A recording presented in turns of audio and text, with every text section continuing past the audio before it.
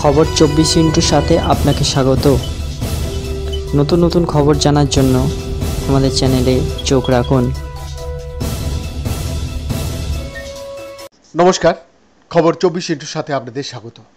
দর্শক, কলকাতা পুলিশের এসটিএফ এর অভিযানে অস্ত্র ভাণ্ডারের হদিশ মিলল বিহারের মুঙ্গেরে।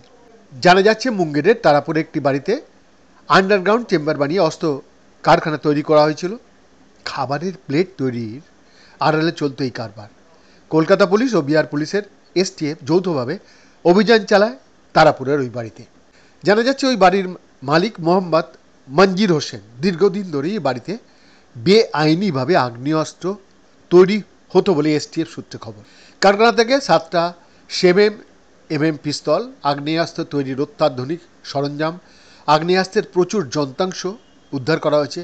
বাড়ির মালিক মোহাম্মদ মঞ্জির হোসেন সহ 3 জনকে গ্রেপ্তার করা হয়েছে। তবে তাকে বলা যেতে পারে এই ব্যাপার থেকে যেটা সবথেকে বড় উল্লেখযোগ্য ঘটনা, গোটা বিষয়টি এড়ানোর জন্যে এখানে প্লেট তৈরি করা হতো। সকলে ভাবতেন ওটা আসলে প্লেট তৈরির কারখানা। তদন্তকারীরা বলছেন বাংলার বুকে যে ছোট অস্ত্র উদ্ধার হয় সবই মোটামুটি বিহারের মুঙ্গের থেকে আনা হয়। বাংলায় যারা ধরা পড়েছিল সেই সূত্র থেকে খবর পান তদন্তকারীরা। গত 3 বছর ধরে বিহার, ঝাড়খণ্ড ও কলকাতা পুলিশ এই ধরনের অভিযান চালাচ্ছে। গত 3 বছরে এই নিয়ে 14তম অস্ত্র তৈরির কারখানার হদিশ পাওয়া গিয়েছে। তবে বেআইনিভাবে অস্ত্র তৈরি বন্ধ করতেই যে অভিযান, সেটা কিন্তু ভালোভাবেই বোঝা যাচ্ছে।